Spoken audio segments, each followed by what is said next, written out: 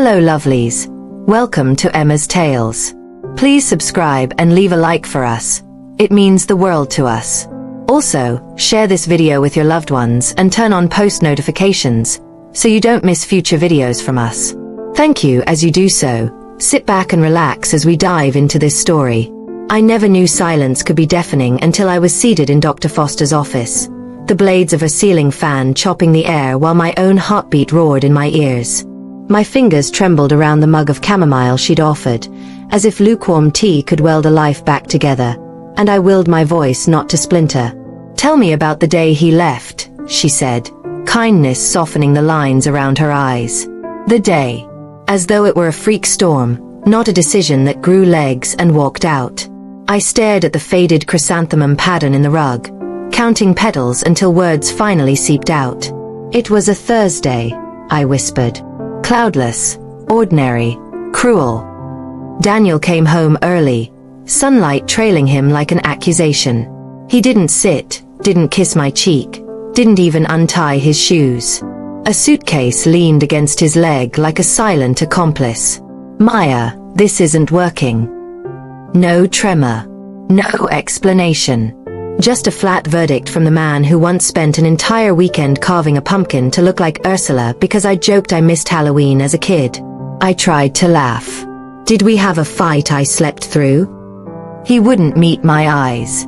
"I'm sorry," he repeated, skirting past me, taking 5 years of laughter, late-night ramen and whispered promises with him. The door closed so gently the latch sounded polite. "Have you ever heard your life fold in half?" I asked Dr. Foster. She nodded, and that wordless understanding hurt almost as much as the memory. She slid a box of tissues across the table. I ignored it. Tears felt too flimsy for the wreckage inside me. Back then our story looked perfect on paper. We met at a Mission District gallery opening. He spilled Merlot on my sketchbook, I mocked his shoes, and suddenly we were inseparable.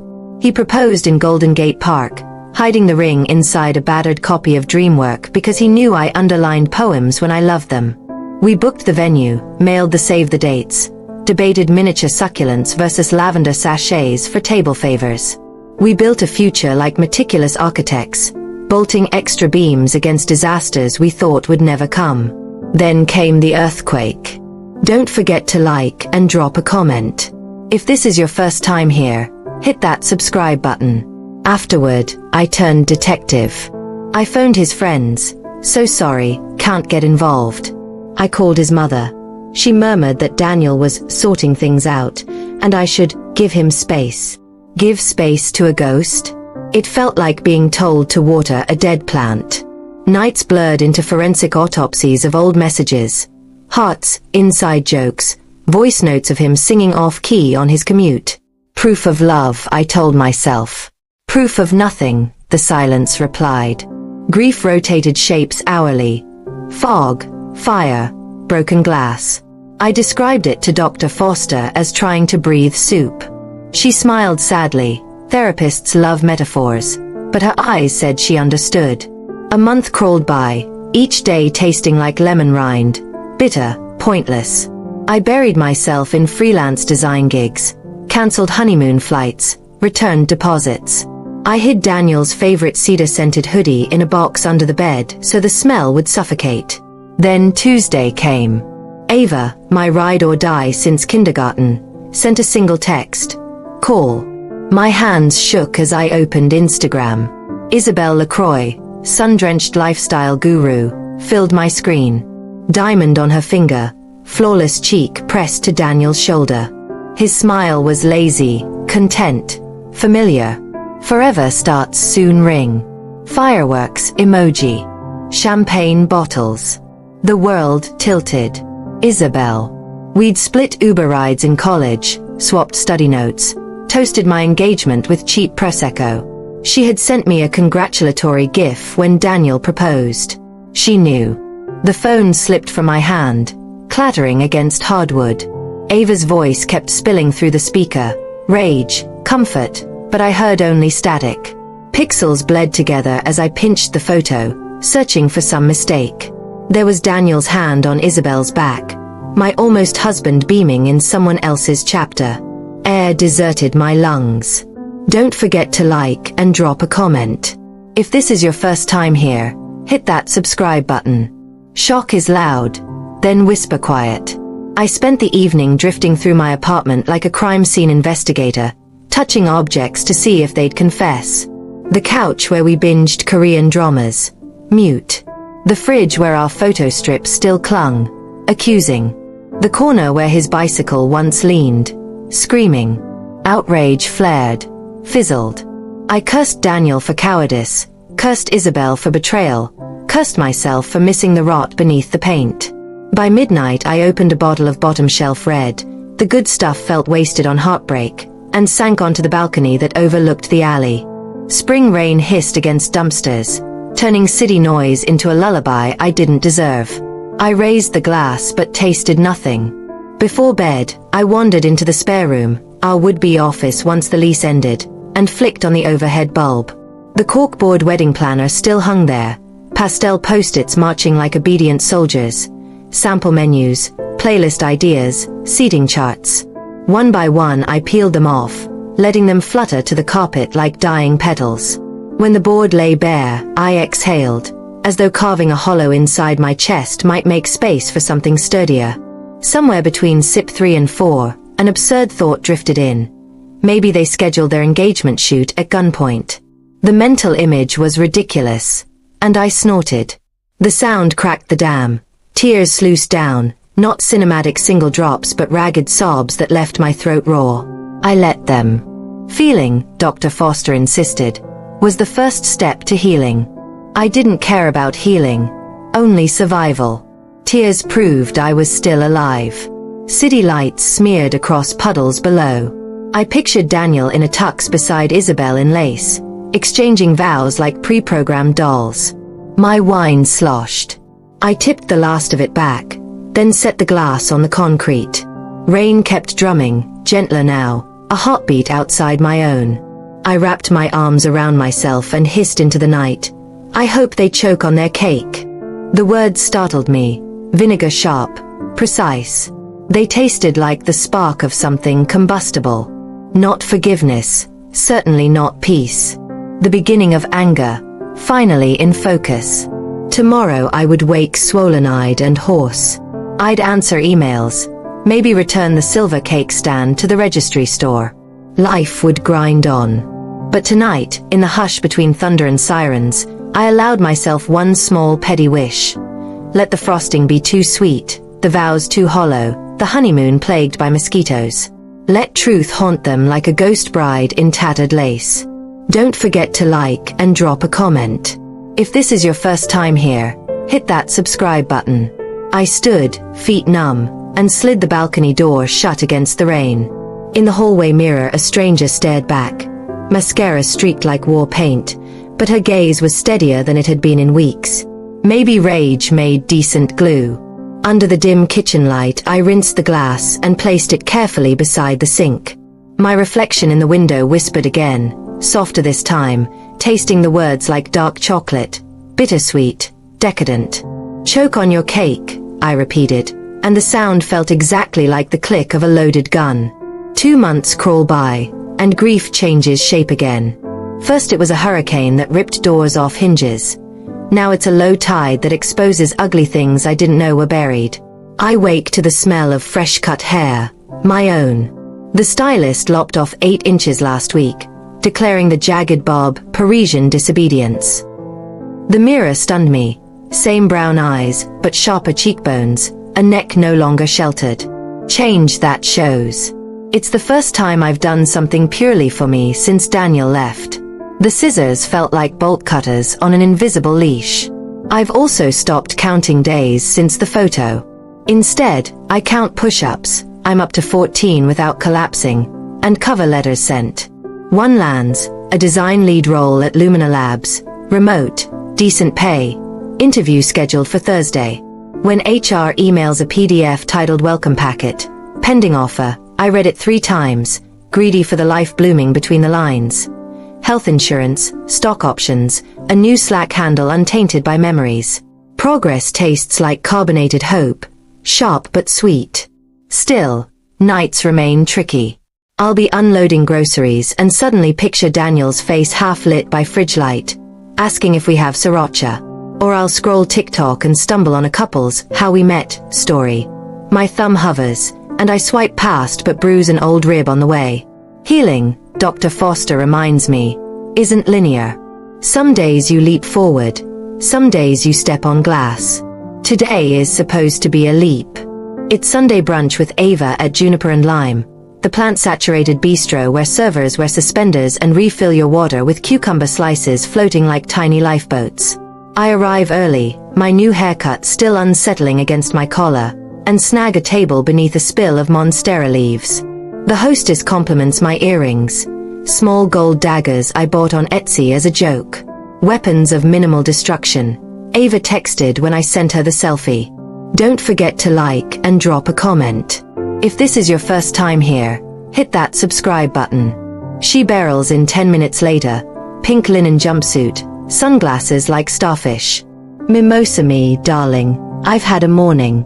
She kisses my cheek, plops down, and waves for the waiter with the desperation of a castaway sighting a rescue boat. Classic Ava. We swap small updates, her latest disastrous Tinder date, my impending interview, until the waiter deposits 2 stemmed glasses. Ava clinks mine, but her gaze skitters, restless. She rifles in her tote, producing her phone. Okay, so, please don't throw this at me, she says. But I found something you need to see. An ache flickers behind my ribs. Not another photo, please. Ava. It's information. And kind of insane. She opens the screen, taps, then slides the phone across. A wedding registry site blossoms in pastel fonts. Isabelle and Daniel. Forever starts 8:15. Blood rushes to my ears. I stare at the curated list. Monogram towels, a Japanese rice cooker, $600 bar cart. Ava murmurs, public profile. Dumb move. She reaches to swipe, but I grip the phone. Scrolling feels like scraping sunburn with sandpaper. I can't stop. There's a countdown ticker, 72 days, and glossy engagement photos. Daniel in a navy suit, Isabelle in off-shoulder ivory, a vineyard sunset bleeding gold behind them. I study his face, searching for some sign of guilt. He looks relaxed, even adoring. My stomach turns. Then I reach the guest list link. Names cascade alphabetically. Benjamin Carter. Marissa Dyer. That one slaps me awake like cold water. Marissa. Sophomore year roommate from Berkeley. The girl who introduced me to oat milk lattes and taught me the waltz after midnight exams. We traded postcards after graduation, and she's been living in Barcelona for 3 years, last I heard. I haven't seen her stateside since.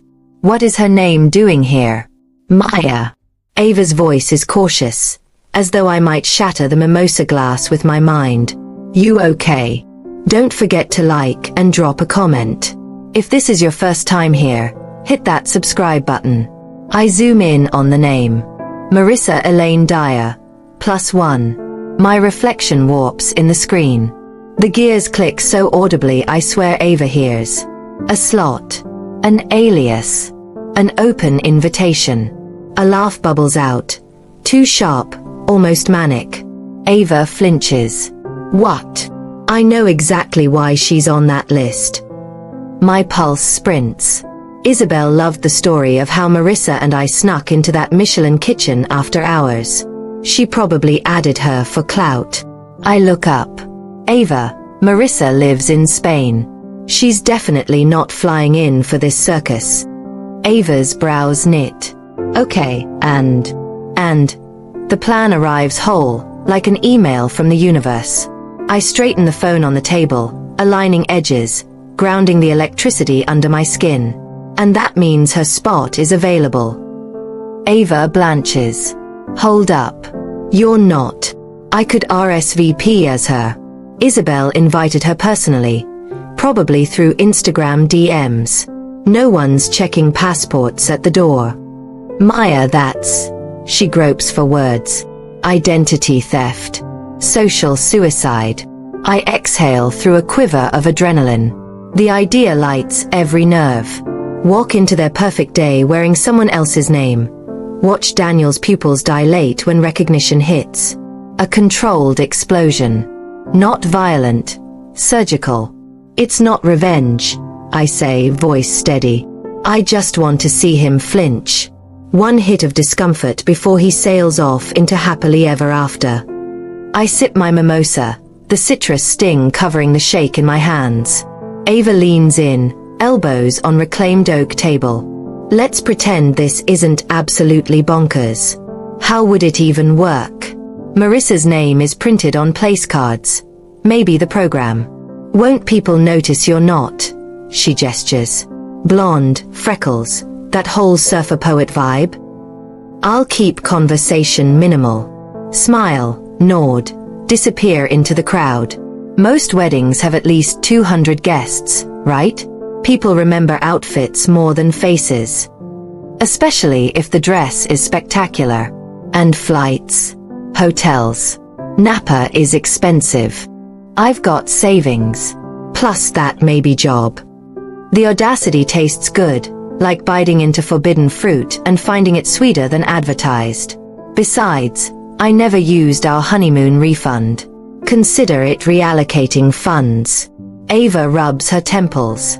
A leaf shadow dances across her cheek from sunlight through the skylight. This is insane, she mutters. That's what you said when I pierced my helix in sophomore year. And look, I tilt my head, flashing the tiny silver hoop. No apocalypse. She gives me a look. A cartilage ring is not the same as gatecrashing your ex-fiancé's wedding under a fake identity, Maya. Technically, it's not gatecrashing if I'm on the list. I hand back the phone. My pulse is still sprinting, but in a way that feels alive, not panicked. The low tide of grief has just revealed a sparkler half buried in sand. We order avocado toast we won't taste. Ava interrogates logistics between bites. How to obtain Marissa's middle initial, Facebook search, what alias email to use. I suggest marissa@wonders@gmail, looks legit. How to craft an excuse if someone asks about Barcelona, volunteering for Medicine Sans Fronteras, thank you for caring. Each question steadies the blueprint in my head, turning reckless impulse into attainable mission. Still, she tries a final appeal. Look, I love you, but I have to ask, what if this hurts you worse? Seeing him, seeing her in the dress. Are you ready for that? Don't forget to like and drop a comment. If this is your first time here, hit that subscribe button. The honesty in her eyes presses on my lungs. I think of therapy sessions, Dr. Forster reminding me pain doesn't vanish. You learn to breathe around it. Maybe facing it head-on, witnessing their new chapter, will cauterize the wound. Or maybe I'll implode. The uncertainty feels oddly welcome. At least it's mine to choose. I'm already hurt, I say quietly. This gives me control over one moment. That's worth the gamble. Ava sighs, plants her fork. You know I'll support you, even when you're moon-jumping naked into trouble. But please promise me you'll have an exit plan. A safe word. Something. I nod. If things get ugly, I'll text you the palm tree emoji. You come pull the fire alarm or fake a medical emergency. She snorts. Deal. She lifts her glass again. To chaos. To closure. I counter and clink. The sound rings brighter than crystal deserves. That evening, I sit at my kitchen counter beneath a single Edison bulb like an interrogator's lamp. Laptop open. Wedding registry tab glowing. I click RSVP next to Marissa Dyer. A form unfolds. Name, email, meal preference. My fingers hover. The silence is so thick I can hear the fridge motor hum.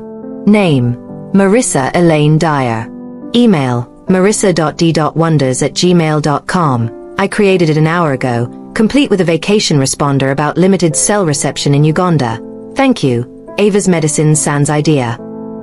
Meal, miso glazed salmon. I imagine Isabelle choosing that to impress health blog followers. I pause at the comment box. Anything we should know? The cursor blinks. Expectant.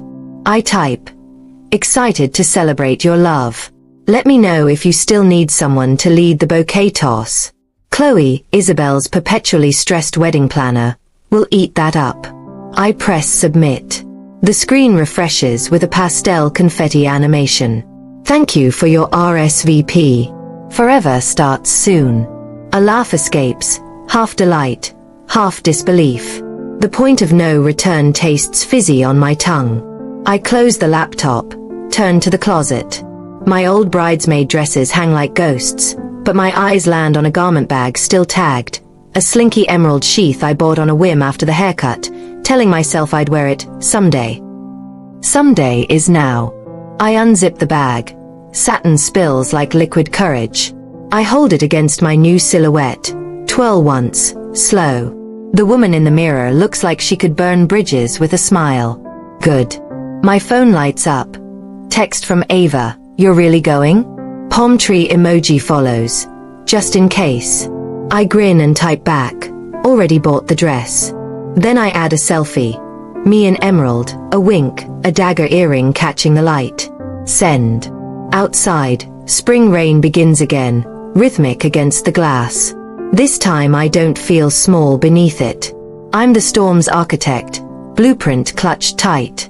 Let the countdown begin. Don't forget to like and drop a comment. If this is your first time here, hit that subscribe button.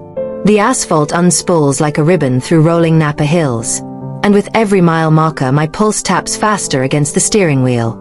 I rented a silver Volvo, sensible, unremarkable, the vehicular version of fake neutral. The GPS chirps, turn left onto Serenity Lane, as if mocking me.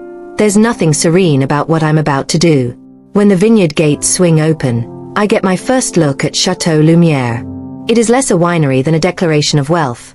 Grand sandstone archways, an all-glass tasting pavilion perched over lavender rose, and a wrought iron sign reading Lumière Estate, East 1884 in gold leaf that glints like freshly polished crowns. The parking attendants wear cream waistcoats and patent leather smiles. I adjust my oversized sunglasses, aviators big enough to shade both guilt and glee, and hand over the keys. The estate hums with pre-wedding electricity. Golf carts zip by delivering floral arrangements the size of toddlers. Somewhere downslope a string quartet rehearses scales, each note floating above the vines like soap bubbles. Everyone here looks like they were curated by a lifestyle magazine editor. Linen dresses in muted sherbet colors, loafers without socks, laughter tuned to the perfect decibel for Instagram stories. It is a scene built to be photographed, so flawless it feels fictional, which is exactly why I fit right in.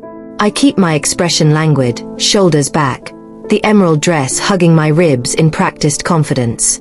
A French braid crowns my new bob, the tail tucked beneath a fascinator so I appear just exotic enough to make people hesitate before asking personal questions.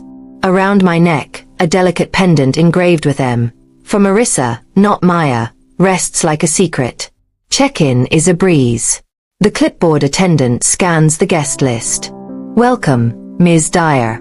We have you in Cottage 4, Tuscan Sunrise Suite. Her manicured finger circles a map.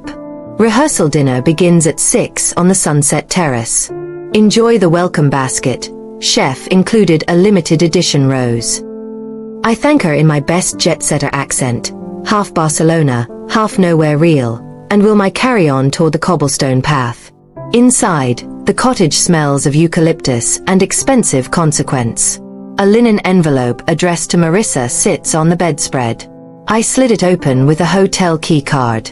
It's the weekend itinerary printed on thick vellum. Tonight's rehearsal dinner, tomorrow's pre-ceremony yoga, Sunday's farewell brunch. At the bottom, 2 signatures curl in gilt ink. With love, Isabelle and Daniel.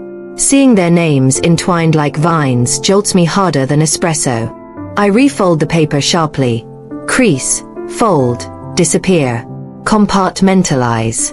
That's how undercover queens survive. Don't forget to like and drop a comment. If this is your first time here, hit that subscribe button. The sun stains the valley peach as I step onto the terrace, warmth settling across sandstone like silk. Round tables draped in pale linen radiate from a whitewood dance floor. Above, Edison bulbs zigzag like fireflies on a leash. I adopt a gentle smile, the kind that says I've drunk rose in Santorini and discussed sustainable cacao in Quito. A waiter offers champagne. I accept, swirling it just enough to catch the golden hour light. I mingle. I ask safe questions. How do you know the couple? Isn't the weather divine? And collect details like a magpie. Isabelle met her bridesmaids in a hot yoga class. Daniel's firm just made partner. The honeymoon is a month in the Maldives. No one studies my face long enough to notice tremors behind the smile. Daniel enters from a side arch, laughing at something the best man whispers. For a moment I forget to breathe. He looks startlingly unchanged. The same dark blonde wave of hair, the same dimple that used to appear when he teased me about singing off-key in the shower. He's wearing a stone-grey suit without a tie, effortless, as always. He hasn't seen me yet. Good.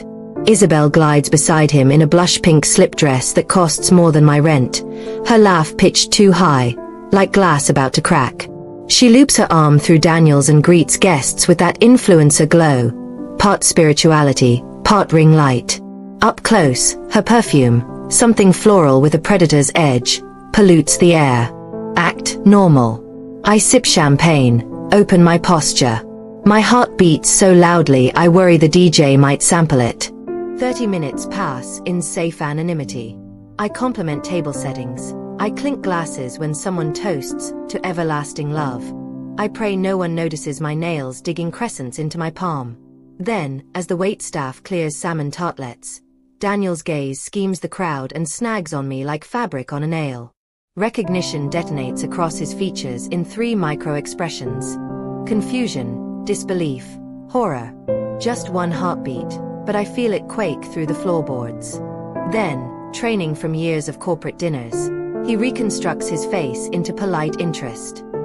He excuses himself from Isabelle's side and starts walking toward me. Every instinct screams run, but I anchor my heels and raise my champagne in greeting. Be Marissa. Be unperturbed. Marissa, he says, the name sticking like peanut butter. Up close, I see the fine stress lines around his eyes, hairline fractures in marble. I tilt my head. Daniel. I infuse the syllables with airy surprise. You remember me. It's been, 5-6 years. Remember the waltz story, I remind myself. Berkeley's alumni gala. He blinks, thrown off balance. Right. Of course. You look different. His gaze flicks to my bob, to the dagger earring. Does he recognize the jawline he kissed 1,000 times? Or does the mind reject impossible data? His throat bobs. I thought you were living abroad? Barcelona's lovely, but charity projects pull me everywhere, I say, channeling Ava's rehearsed lie. Couldn't miss Belle's big day though. I slip in the bride's nickname, an intimacy Marissa might have. She's glowing, isn't she? Don't forget to like and drop a comment. If this is your first time here, hit that subscribe button. Daniel's eyes dart to Isabelle across the terrace. Anxiety strangles his answer. Yeah, glowing. When he looks back, I wear an unbothered smile. Inside, I catalogue his tells. The way his hands vanish into pockets, the micro shake of his head like shooing a fly. He is flinching, and I feel an illicit bloom of satisfaction. Isabelle calls him to join a photo lineup. Daniel touches my elbow, a reflexive, too familiar gesture, then reels his hand back as if scorched. Catch you later, he mutters and retreats. I swallow shakily. The elbow tingles where his fingers landed. I tamp the feeling down until it's nothing but embers. The wedding planner, Chloe, a pixie of deadly efficiency, zips by with a clipboard. I offer unsolicited praise about the lavender sprig napkin rings. Her shoulders drop in relief. She begins confiding about last-minute seating rearrangements and an anaphylactic shock scare over shellfish. She's too hairy to question my identity, grateful for someone who appreciates the chaos behind the curtain. By dessert, she's calling me lifesaver and waving her walkie-talkie like a wand. Isabelle drifts over with 2 bridesmaids in tow. You must be Marissa. Her voice squeaks at the edges, pitched to sound eternally delighted. Close up, I notice her foundation is a shade too light, neck and face slightly mismatched. Perfection. Approximate. I grip her manicured hand, lattice of diamond solitaire catching candlelight, and feel nothing. We finally meet. I gush, layering warmth over frost. You look radiant. Her eyelashes flutter. Daniel told me you were coming. I love that we have friends all over the world. She gestures to her bridesmaids. Marissa's the one who broke into a Michelin kitchen in Paris. Legend. I laugh modestly, spinning the fictional anecdote until even I start believing I tasted stolen soufflé at dawn on the Seine. Isabelle drinks every word, nodding in breathy admiration. I'm struck by how little she knows about the people orbiting her curated life, how surface her connections must be. A pang of something. Pity? Disgust. Flashes, then fades. When the rehearsal winds down, I help Chloe shepherd tipsy uncles toward shuttles. Daniel keeps his distance. I feel his gaze prickling my spine but refuse to give him another victory lap of my attention. Finally, the terrace empties beneath a bruised violet sky. My cue to slip away. Don't forget to like and drop a comment. If this is your first time here, hit that subscribe button. Chloe is distracted rechecking floral invoices. I seize the moment. Need me to drop these menus at the groom's suite? I brandish a bundle of cardstock. She exhales gratitude and points me toward the east wing of the manor house. I pad down a velvet runner hallway, heart drumming in my throat. The door labeled groom. Private yields to a skeleton key Chloe thrust into my hand hours earlier. Inside, the suite is masculine minimalism. Walnut furniture, navy throw pillows, decanters of bourbon arranged like chess pieces. A garment bag emblazoned with Tom Ford hangs from a French door wardrobe. On the dresser, a marble tray holds cufflinks and a leather ring box embossed with entwined initials I+D. I breathe through the surge of memory. So many small, elegant objects we once dreamed of owning together. I focus on the mission. Desk drawer. Stationery, hotel notepads, a scribbled timeline. Second drawer, toiletries, a silver flask, and at the back, a zippered pouch monogrammed IL. I unzip with a quick breath. Inside, a pregnancy test. Pink plastic, capped. I flip it. 2 magenta lines scream positive.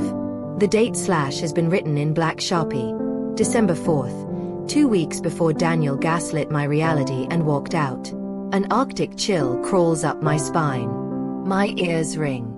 All the half-formed suspicions crystallize into one irrefutable strike. He didn't simply fall out of love. He leapt into a new family and shoved me off the cliff. I clutch the test until the ridges bite my palm. Rage pulses, hot and electric, mixing with an acid sadness so pure it stings my nostrils. Images whip through my mind. Me on the bathroom floor crying. Him at some upscale brunch clinking mimosas with Isabelle and their shared secret blooming inside her. My reflection winks from the wardrobe mirror. Emerald dress, borrowed identity, eyes gleaming like broken glass. I step closer, the test still clenched between trembling fingers. Under the chandelier's soft glow, I don't look devastated. I look dangerous. Staring into my own gaze, I whisper, "You knew. You got her pregnant. And left me to rot." The mirror holds the words, sharp as carving knives. And somewhere beyond the suite door, wedding bells are about to toll. I wake before dawn, heartbeat ticking like a metronome inside my ribs. Outside the cottage window, the vineyard is a charcoal sketch of vines and fog, silent except for the soft hum of generators powering fairy lights strung across rows of Pinot Noir. Today, someone else's forever will be performed here. Scripted vows, plastic smiles, a cake taller than the truth, and I'm the uninvited stagehand slipping prop TNT beneath the floorboards. First, the costume, a dove gray silk slip dress, backless, simple enough to vanish in a crowd. I clasp the pendant with the false initial, M, and thread the mic wire through my braid, taping the transmitter to my spine with surgical tape. The tiny lapel mic nestles inside a flower-shaped brooch.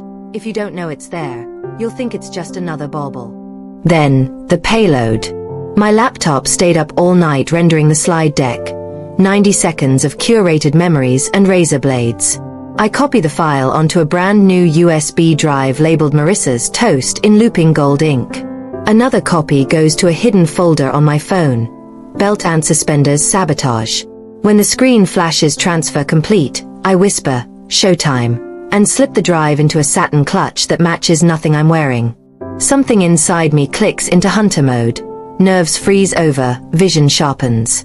The timid girl who wept on her balcony is off duty. The undercover queen has clocked in. Don't forget to like and drop a comment.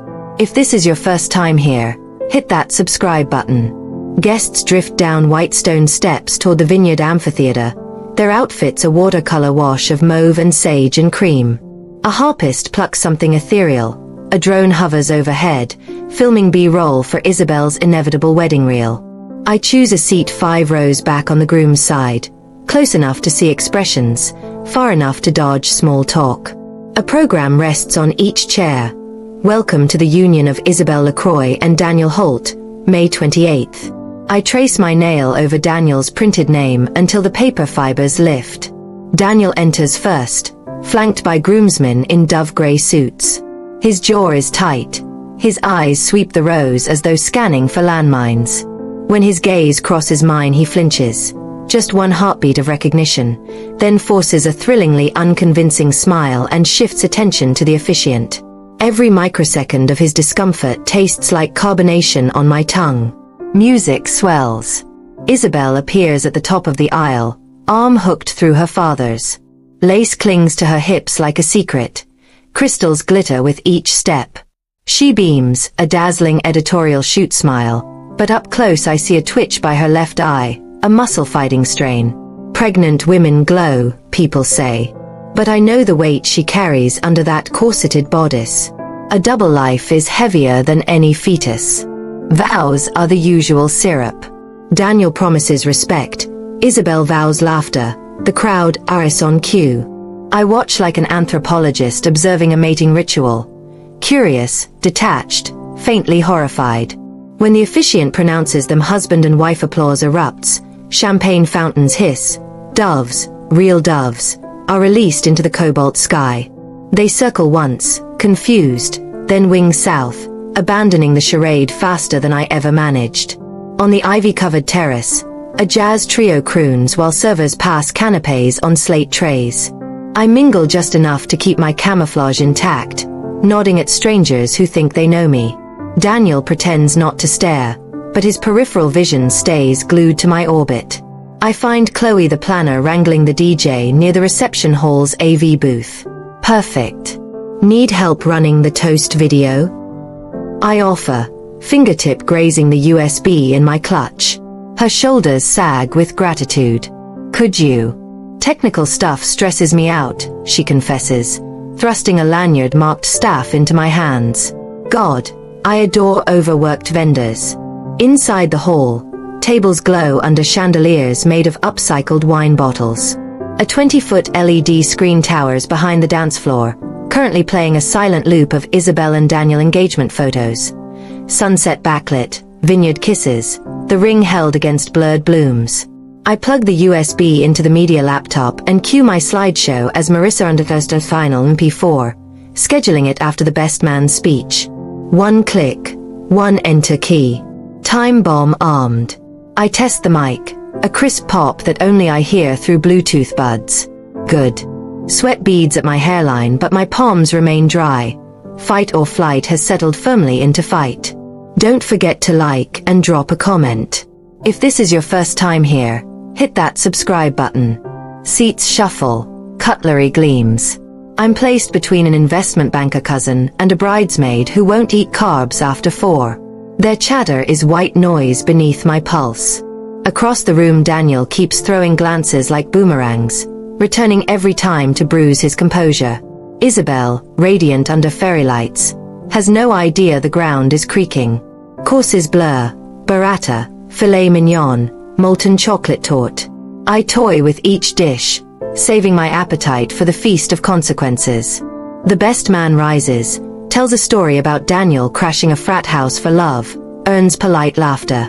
Toast number 2 is a bridesmaid quoting rupee core. Toast number 3, mine, flickers onto the MC's iPad cue list. The MC, a bleach-toothed influencer named Trent, taps a crystal glass. And now, a special surprise message from across the globe, Marissa Dyer. Applause rolls like distant thunder. I stand. The hem of my slip sways around my calves as 180 heads pivot.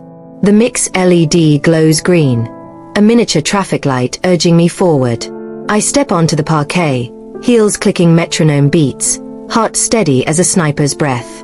Hello, beautiful people, I begin, voice lilting with the borrowed accents I've practiced in bathroom mirrors.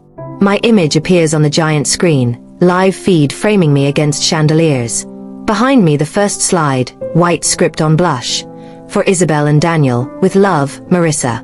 An audible are ripples. I met Isabelle in Paris, I lie, where we discovered rules are suggestions and pastry is religion. Laughter. Daniel joined our adventures later, proving accountants can, in fact, dance on tables. More laughter. I gesture to the screen. It flips to photos I culled from their public albums. Picnics in Dolores Park, a blurry karaoke duet. Sweet syrup to lull them. I keep talking, little jokes, heartfelt lines about love built on honesty and respect, while my thumb hovers inside the clutch, poised over the phone's remote slide app. When I say, but every great love story has chapters we don't see at first, I press next. The LED flashes a grainy hallway still, black and white security cam footage of Daniel exiting my apartment building, 1:23 a.m., suitcase in hand. Gasps rise like wind. A woman at table 6 actually drops her fork. I continue, tone silk soft. Sometimes, truth walks out in the middle of the night, doesn't it? Daniel lurches to his feet. Turn that off. His voice cracks the room's perfect veneer. Slide, Daniel and Isabelle entering an OB/GYN clinic, time-stamped 2 weeks later. 5 days before the Instagram reveal. Muffled murmurs ripple. Isabelle's manicured fingers clutch Daniel's forearm, nails whitening. My voice stays calm, amplified. Love thrives on timing, you see. Choosing the right moment to let go, click, or the perfect moment to begin again. And there it is, the pregnancy test photo filling the screen, twin magenta lines screaming. Silence implodes. The harps in the garden stop mid-note as if the musicians felt the shockwave. I let the still image linger, then the video overlay triggers. My pre-recorded voice, steady, unbroken, flows through the speakers. Just 2 weeks before he broke someone's heart. Hope this forever is built on truth. A stifled sob escapes Isabelle. Daniel looks petrified, eyes ping-ponging between me and the screen as if begging physics to reverse itself. Guests exchange horrified glances. Someone whispers, "Wasn't he engaged before?" Chloe the planner dashes toward the AV booth, but it's too late. The damage is a blooming ink stain no bleach can erase. I exhale relief and sorrow braided tight. Nothing left to show. I turn to the newlyweds. Daniel's face is ashen. Isabelle's mascara pools into tear tracks. For a heartbeat, pity tugs at my ribs. Then I remember bathroom floors, unanswered calls, pregnancy tests hidden from me like landmines. Pity dissolves. I raise my champagne. To transparency, I say, voice ringing clear. A few guests, maybe out of reflex, lift glasses, then freeze. I savor the tableau, a kingdom of curated perfection toppled by a single inconvenient fact. Whatever happens after, lawsuits, gossip blogs, ruined friendships, that's their sequel, not mine. I step off the dance floor. Music hasn't resumed, only the brittle hiss of the sound system buzzes like static. Wait staff hover, unsure if this is avant-garde performance art or a catastrophe. I glide past them, past Chloe's horrified whisper of "What have you done?" Past Daniel's hoarse plea, "Maya, please." Ah, he finally sees me now. And into the hall foyer where champagne flutes sit abandoned on silver trays. I snag one, the fizz catching chandelier light, and keep walking. Each step peels a weight from my shoulders. Through glass doors, The vineyard stretches under a blood-orange sunset, rows of vines whispering like co-conspirators. Don't forget to like and drop a comment. If this is your first time here, hit that subscribe button. The echo of shocked voices fades behind me. I sip, dry bubbles snapping on my tongue, and push into the dusk. Off stage at last, champagne in hand, I keep moving, toward the gravel path, the guest cottages, the unknown evening waiting to unfold, my pulse steadier than it's been in a year. The gravel path behind the reception hall is dark except for moonlight and the blue glow of emergency exit signs.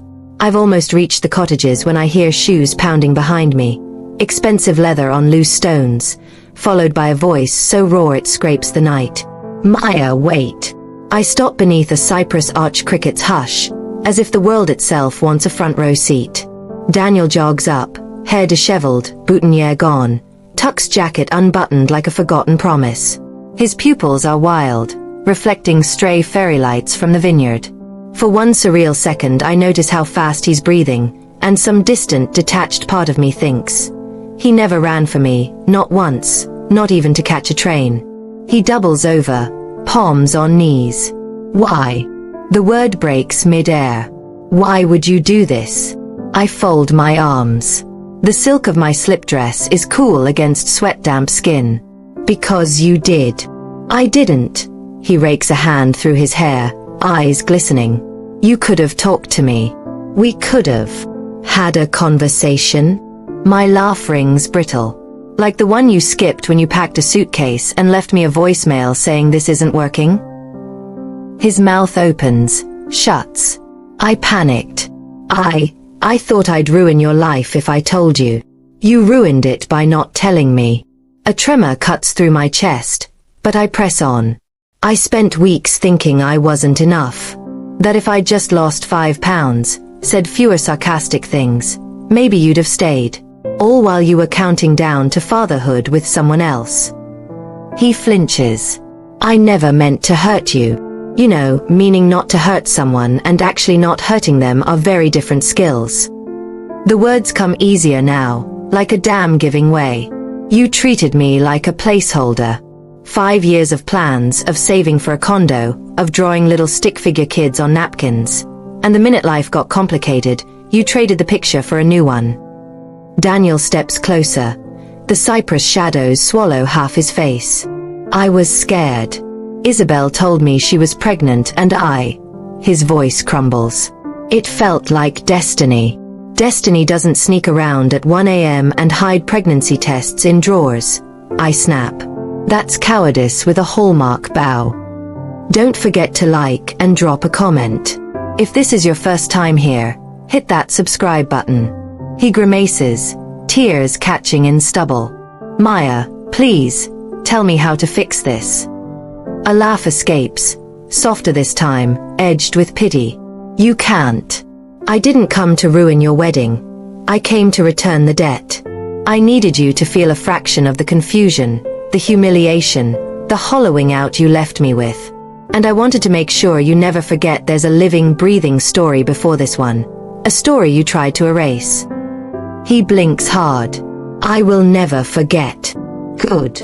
I nod once. That's enough for me. Behind us, the reception hall doors slam open. Isabelle storms down the path, heels stabbing gravel, bridesmaids trailing like nervous sparrows. Her veil is gone, hair falling from its pins. Mascara streaks carve twin rivers down her cheeks. Daniel! She shrieks, voice cracked glass. Did you know she was coming? Did you invite your ex to humiliate me? He turns, hands up. Belle, I swear. She draws her arm back and slaps him so hard his head snaps sideways. The sound echoes off stone. Gasps skitter through the onlookers. We're supposed to be honest with each other, she sobs, grabbing fistfuls of satin at her hips. You promised you told me everything. You said she was some old fling. Her glare zeroes in on me. And you, what kind of monster ruins a wedding? I meet her eyes. They're greener than I remembered. A monster you helped create, I answer softly, and her breath catches, not in fear, but in comprehension. Daniel stammers apologies that tumble like pennies into a fountain. Bright, clinking, ultimately useless. Isabelle keeps yelling. The bridesmaids tug her sleeves. Guests cluster at the doorway, phones raised, mouths agape. I step back, unseen by most, slip off the staff lanyard and drape it on a shrub. Time to vanish from their crisis. Daniel turns. Desperation flashing. Maya, please don't leave like this. I pause at the curve of the path and answer without anger, just truth. Daniel, this is me leaving. You should have recognized it the first time. Then I pivot, heels crunching gravel, and walk toward the cottages. Their argument swells, recedes behind me like tide pulling broken shells. I open my apartment door to a stack of Amazon boxes and Ava balancing 2 iced coffees like medicine vials.